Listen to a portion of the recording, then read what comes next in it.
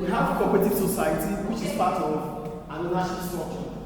Why do we call it cooperative society? We call it a cooperative society because people are able to come up with agreement. They have a mutual understanding.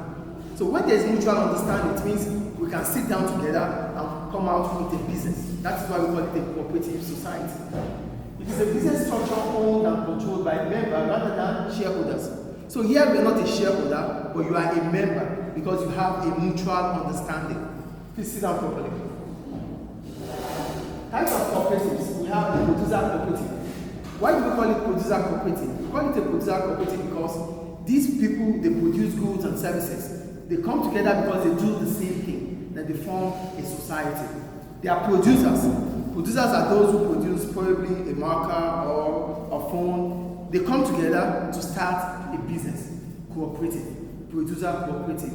Then we have workers cooperative. Why do we call them workers cooperative? They are workers cooperative because they are workers like teachers, doctors. They come together to form a cooperative society. That is workers. Do we get it or not, please? Yes. Do we get it or not? The third one, community cooperative. Here, a group of people that stay within the same society. See, can you just stop that already and put it down, please? I think you are supposed to listen, not to play around with things. We call them community. Why do we call them community? We call them community because they stay and live together in the same society. So this group of people can come up to start a business. We call them community cooperative. Then we have the financial cooperatives. The financial cooperatives are financial institutions. They have customers, but at the end of it all, they come together to provide services for their customers. We call them financial institutions. They could be bank, they could be microfinance, small banks, that is not Al Wahab Bank, that is not National Commercial Bank. Some banks in your area, they could form a cooperative society. So what are the benefits or the advantages of having a cooperative society? Number one, limited liability. A limited liability means the debt of the business does not affect the members. So as a member of a cooperative society, the only thing you lose when the business is going down is the amount of money you contributed into the business. That is the only thing you lose. Does it make sense to you? No. Limited liability simply means whatever happens to that business, it does not affect you. So the only thing you lose when the business goes down is the amount of money you contributed. Your personal wealth is not going to be affected. Do you understand, please? The second one, taxation. Cooperative society, they pay the same as private limited company, which is 12.5%. So their taxes on profit is lesser compared to sole trader and partnership. For sole trader and partnership, they pay income tax, like we pay. But for cooperative societies, private limited companies, their tax is less because they are what? Limited liability company. So it is, put your head up, please. Put your head up. They pay 12.5%. That's what they pay in terms of tax, and which simply means it is lesser compared to sole trader and partnership. The next one is continuity of existence. When we talk about continuity of existence, it simply means if a member dies, it does not affect the business. Unlike a sole trader, for a sole trader, as soon as the owner dies, the business is over. But for cooperative society, you could sell your shares, somebody could die, the business continue to be in existence. The business doesn't stop because an individual dies or a member dies. The next one, democratic decision making. Before we go to that, what is democracy? Democracy is the government of the people, for the people, by the people. Yeah, I will try. When we talk about democracy, it simply means the government of the people, for the people, by the people. So what it means in society is that with cooperative society,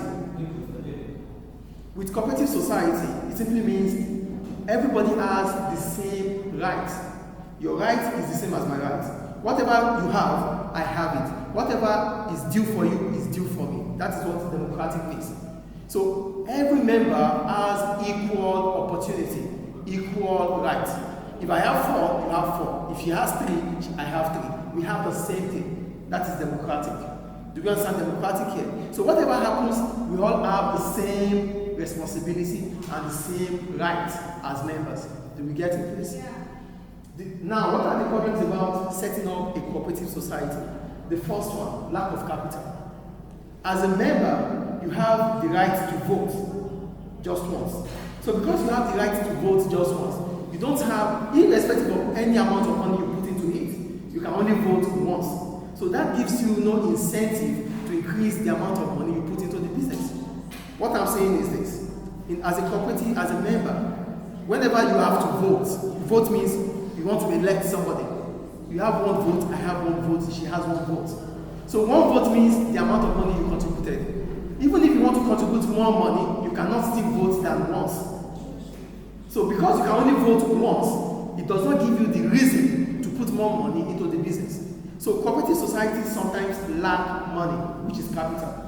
And when we talk about capital, we're talking about the money invested into the business. So cooperative societies, they might not have enough money because members do not like to put so much money into the business. Registration, it takes time to become a cooperative society because you have to use the registrar.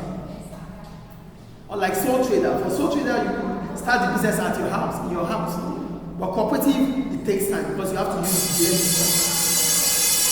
And the second to the last one, profits. In cooperative society, profit, they have to share the profit. They share the profit. And the last one, confidentiality. Whatever the business you do, you have to publish it to the public, your financial statement. Thank you. Thank you. Yeah.